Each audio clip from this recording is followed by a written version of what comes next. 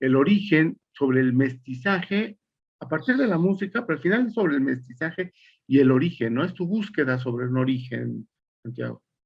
Así es. Es decir, esa búsqueda del origen de la polirritmia en la península ibérica conlleva ciertamente una óptica de civilización, una óptica general acerca de la civilización de la que formamos parte.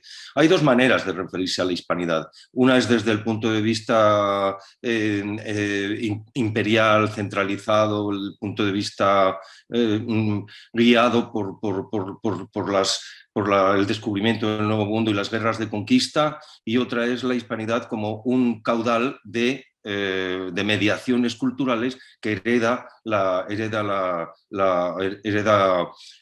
culturas del Oriente Medio, del Mediterráneo antiguo, que suponen una cabeza, digamos, de puente hacia el Atlántico en el extremo occidental de Europa, la península ibérica, y que traslada al Nuevo Mundo la herencia europea para luego realizar, contribuir al mestizaje con los pueblos autóctonos de América. Es decir, sí, evidentemente en mi caso no hay más que la opción está clara, ¿no? Yo me refiero al cultivo de ese medio interétnico que configura no solo una comunidad lingüística y un complejo de etnias y culturas, sino la posibilidad de un horizonte compartido en la creación cultural que haga frente al sometimiento al que nos vemos abocados a través de los medios y a través de las comunicaciones actuales, al sometimiento con respecto a las multinacionales que están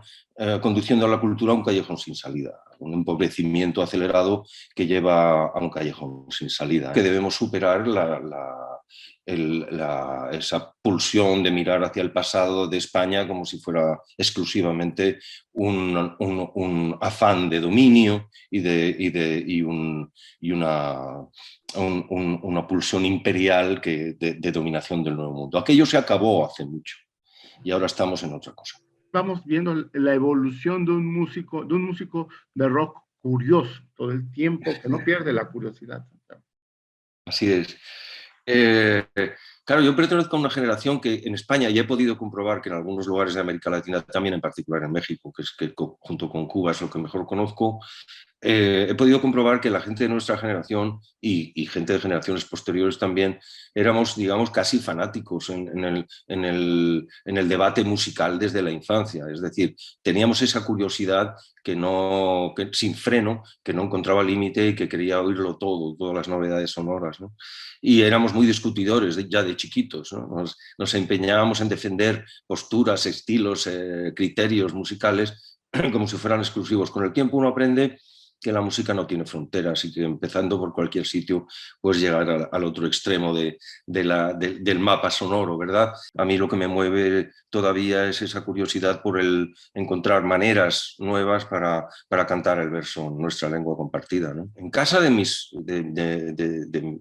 papás se oía mucha música norteamericana, se oía mucho jazz, swing y también los crooners, Sinatra, Mel Tormé, etc., ¿no? Pero los críos que asistíamos, digamos, como espectadores de segunda fila a todo aquello, íbamos buscando por las calles de mi ciudad natal, en Zaragoza, las máquinas de discos donde empezaba a haber ya a finales de los 60, pues discos de los grupos británicos que estaban trasladando al continente europeo el influjo de los bluesmen y parte del jazz, del rhythm and blues y del blues, ¿no? Y aquellos grupos de rock and roll pues, fueron muy influyentes en mi niñez, ¿no? Pero digamos que el pozo de lo que se oía en casa se ha quedado también. Entonces, yo soy un oyente mestizo ya desde chiquito, es decir, soy por querencia y por educación autodidacta, soy rockero y no he dejado de serlo y no, a estas alturas ya es difícil que consiga ser otra cosa y estoy muy orgulloso además de ello, ¿no? En mi banda, que está compuesta por jazzeros de primer nivel, no grandes improvisadores, pues se respeta la tradición del rock and roll, del rhythm and blues, del soul, porque ellos son conscientes de que hay una intensidad, un pulso y una vibra que tampoco le viene mal a la improvisación jazzística dialogar con ello, ¿verdad? Así que no voy a renegar del rock and roll. Yo me eduqué en los años en los que la música popular eléctrica había conseguido convertirse en un producto artístico, experimental, y era capaz, incluso siendo experimental, de llegar a mucha gente, de vender muchísimos discos, ¿no? Y llegar a cualquier rincón del planeta. Las cosas han cambiado. Todo el negocio musical a nivel planetario hoy se centra en la mainstream que controla, digamos, las grandes ventas, la música más comercial, más manipulable y más banal y con menos contenido. Es decir, y desafortunadamente esa ley se ha impuesto en el negocio a escala mundial. Pero existen, digamos, focos de resistencia de gente veterana como yo o de jóvenes que quieren hacer otra cosa, que quieren recuperar la memoria de una música popular eléctrica valiosa como propuesta artística, valiosa como camino de investigación e incluso podría decir como camino de conocimiento.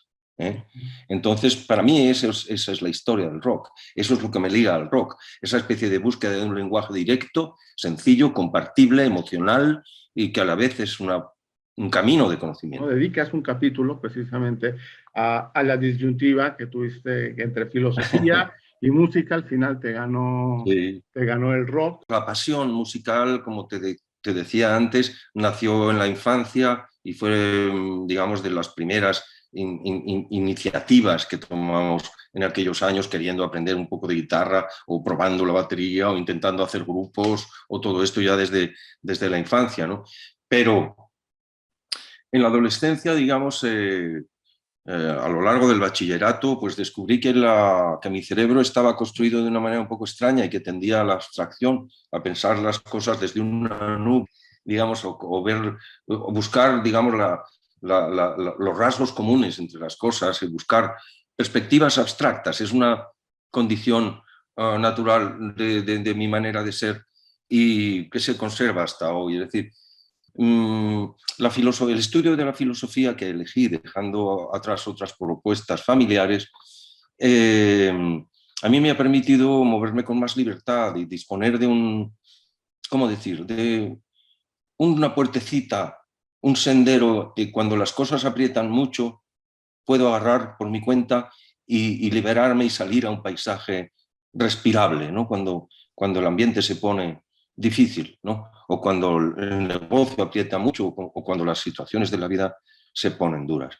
Entonces, siempre la filosofía me ha servido a mí para eso, para liberar paisajes mentales por los que puedo discurrir con libertad.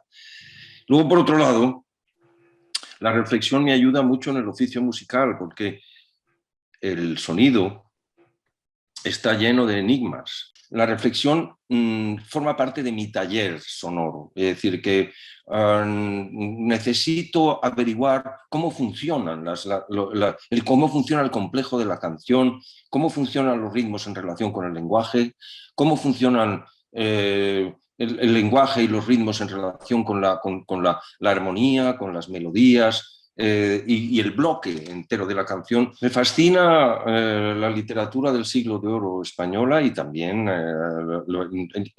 los clásicos me fascinan, también los clásicos narradores mexicanos y los poetas mexicanos antiguos y recientes, desde Sor Juana Inés de la Cruz hasta, o sea, los americanos en general, desde Sor Juana Inés de la Cruz hasta los poetas mexicanos más recientes y otros poetas latinoamericanos, forman parte para mí de un ¿cómo decir?, de un bagaje que me nutre el pensamiento, la reflexión, la conciencia como ser vivo, como ser humano, y también me ayuda en el taller de construcción de versos para cantar, ¿no? Y en particular con el siglo de oro, en este libro que investiga la huella de la polirritmia proveniente de África, la huella de la negritud en la península ibérica antes del descubrimiento incluso y después en paralelo con el desarrollo de las culturas del Nuevo Mundo, pues en la literatura del siglo de oro español hay muestras muy curiosas que los chicos en España no habíamos aprendido en la escuela y que hay que investigar porque no se nos ha contado bien. Esa minoría étnica dejó una huella cultural tremenda. Primero en las letras de aquellos grandes escritores que salían de los colegios jesuitas, pero luego se ingresaban en el submundo de las tabernas y los burdeles, y donde se bailaba y se cantaba música de diversas procedencias. Y allí, en ciudades como Madrid, Sevilla, en Cádiz, en Jerez de la Frontera, en Granada, se generaron saraos, vamos a decir así, muy calentitos, ¿no? Donde los poetas se alimentaban del ritmo interético y lo reflejan en sus obras. Hay muchas huellas en las comedias de Lope de Vega, en las novelas de Cervantes, en entremeses muy significativos como los de Simón Aguado, en fin, Quevedo, en la poesía y la prosa de Quevedo. La presencia de los negros impresionó, bueno, ya desde los autores de sainetes y de farsas y del teatro menor, desde Gil Vicente, desde Lope de Rueda. Es decir, la presencia del negro era siempre ya un factor eminentemente musical, siempre, y un factor también burlesco. Entonces ahí se revela un poco cómo la sociedad de los amos, castellanos, andaluces, portugueses, trataba a estos fámulos criados del hogar negros, a los que llamaba familiarmente perro o perra. O sea, se le llamaban acá perro, quita ya, galga, déjame, galga. Los chistes relativos al negro al que solo en la oscuridad se le ven los ojos y los dientes. Es decir, está lleno de detalles la literatura del siglo de oro muy interesantes que revelan no solo la presencia del negro, sino la psicología del amo blanco de la época, ¿no? Es decir, la psicología y la moralidad dudosa y las implicaciones sociales de la época. Entonces es un tema muy interesante que, además de lo musical, pone de realce, digamos, algunos elementos sustanciales de la manera de ser de los pueblos de la península ibérica y de lo que estos luego van a proyectar hacia el Nuevo Mundo.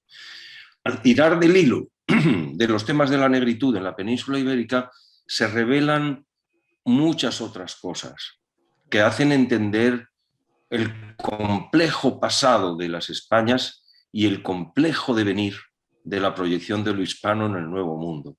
No son temas que se puedan tratar a la ligera, requieren estudio y debate calmado y sensato, porque tenemos mucho que aprender de eso. Si lo llevamos a un plan más macro, pues todavía están ahí, lo vemos con las peticiones de perdón de parte de México, con lo que se dijo hace unos días Vox sobre la reivindicación de la figura de Hernán Cortés. En fin, son heridas que están muy abiertas todavía, ¿no? Bueno, sí, claro, es normal porque no se ha producido todavía un lenguaje, o sea, no se ha generado un lenguaje comprensivo y que ponga el acento sobre los vínculos que nos unen para la pelea del porvenir, que es lo esencial. Esta pelea por la interpretación del pasado no deja de tener interés, porque es indudable que hay que precisar cosas importantes. El decir, como hace la extrema derecha española, que España fue allí a civilizar la barbarie, es simplemente fruto de la ignorancia, es falta de estudio de la historia, es haberse leído simplemente un resumen interesado de lo que fue la historia imperial, la historia del Imperio Español, y no conocer la complejidad de los hechos.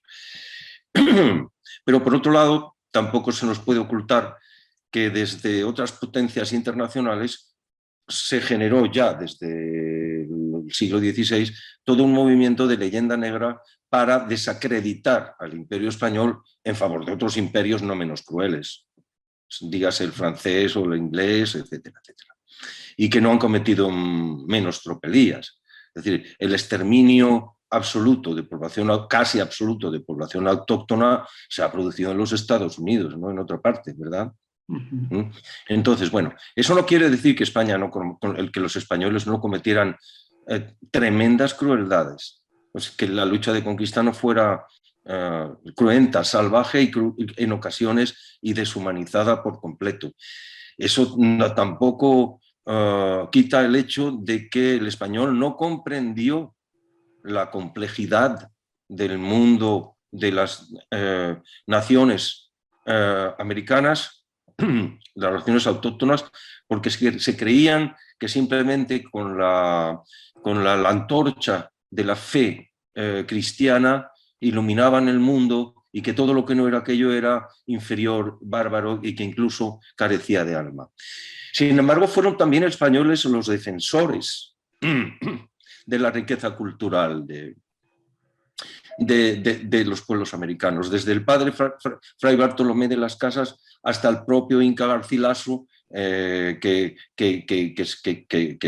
siendo mestizo de español y de Inca, estudió en España y realizó una defensa cabal de los valores de la civilización incaica, ¿no? Del Imperio del Sol. Es decir, hay que fijarse en los autores y en las historias más comprensivas y más ricas en matices y quitar de en medio los eslogans de la ignorancia. Entonces, es evidente que todos los pueblos conquistadores cometen tropelías y estaría bien que se pida perdón, a mí no me importa pedir perdón en nombre de mi país o en nombre de mi cultura a pueblos hermanos, es decir, no tengo ningún problema en adoptar el punto de vista de la humildad e incluso el decir si en algo se os ha ofendido desde España, sería bueno que limpiásemos esto, porque tenemos una tarea por delante tremenda para enfrentarnos a lo que la civilización tecnocrática anglosajona nos prepara. Y la hermandad de los pueblos hispanos lo que tiene que hacer es reunir armas culturales, reunir argumentos para esa lucha, para esa guerra cultural por el porvenir. Así lo veo yo. Y eso no quita el que hay que reconocer el pasado con objetividad y al mismo tiempo no tener ningún problema en pedir perdón con humildad cuando llegue el caso y al mismo tiempo decir, bueno, el perdón lo tienen que empezar a pedir en Europa el Imperio Romano, después la Iglesia Católica, después ¿sabes? Y después los aztecas a los mayas y después, en fin. Desgraciadamente el ser humano es una cadena de lucha por la dominación y el sometimiento al que quizá, desde el punto de vista de una hermandad hispana concebida con mayor amplitud hacia el futuro, se le pueda tratar de poner fin, poniendo freno a las aspiraciones de dominio del imperio anglosajón actual. El consumo, ¿cómo ha cambiado ahora nuestra relación con el consumo de la música? Bueno, estamos en una situación enormemente grave. El desarrollo de Internet, la facilidad de las descargas gratuitas, el streaming que paga devenga a remuneraciones mínimas a los autores que no están en la mainstream, prácticamente insignificantes, a los autores o intérpretes que no están en la mainstream.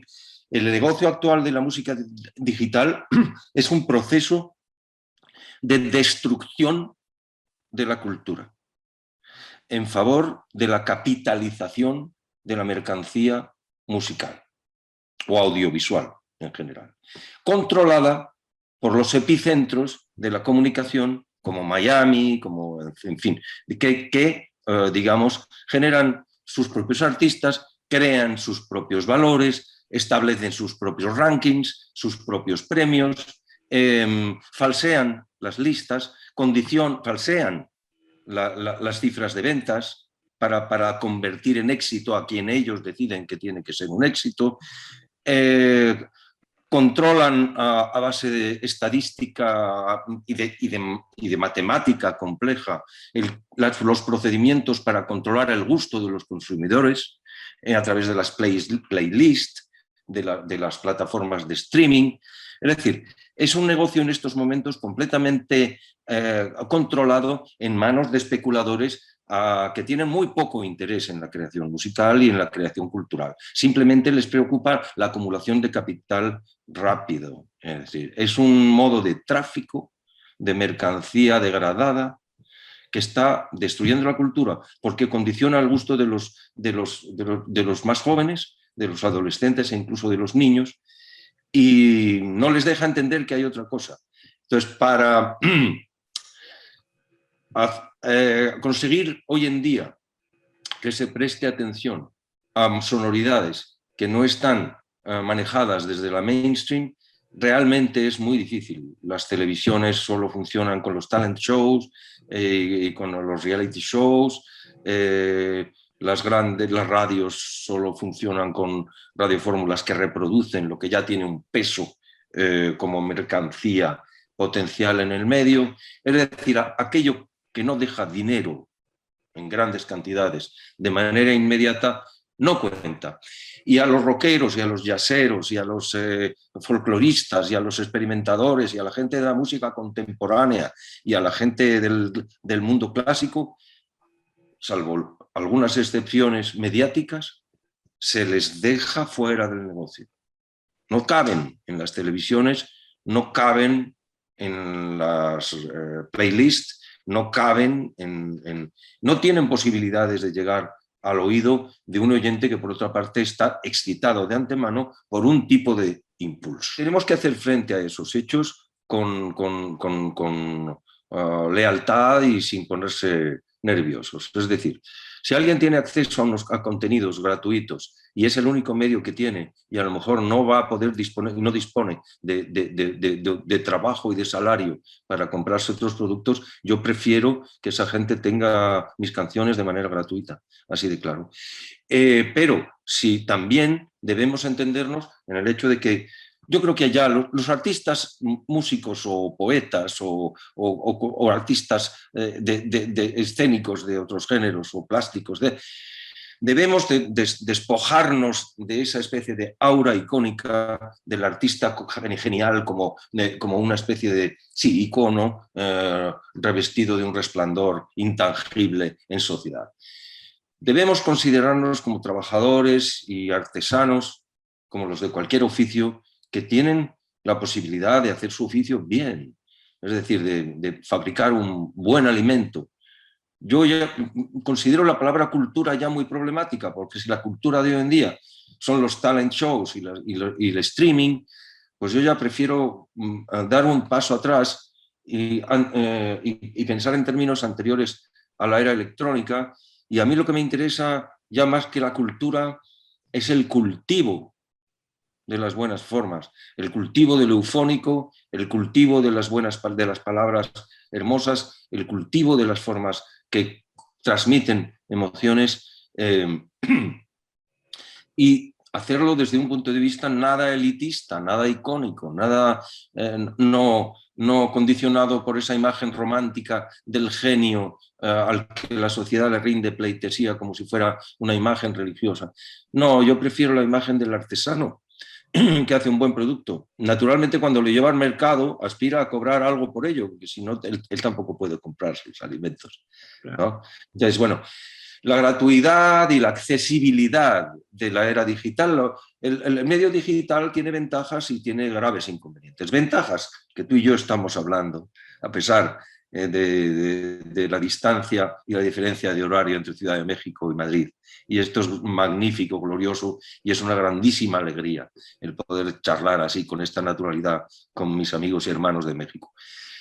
Pero los inconvenientes que tienen es esos aspectos de la destrucción cultural, de la conversión del producto audiovisual en mercancía degradada, que no necesita elaborar un contenido sustancioso, y del condicionamiento del gusto mayoritario digamos, llevándolo siempre a lo más fácil, al impulso electrónico inmediato, aquello que no necesita ser reflexión, ser pensado, ni reflexión, ni consideración, ni emociones refinadas, ni matices en las ideas, ni matices en los sentimientos. No, el arte no es un impulso electrónico simple, ni es es un impulso electrónico, química del cerebro, mecánica y dinámica de los pies y de las manos. Es muy complejo y no intervienen muchas cosas. En el oído no solo hay electricidad, hay mecánica de huesos y pellejos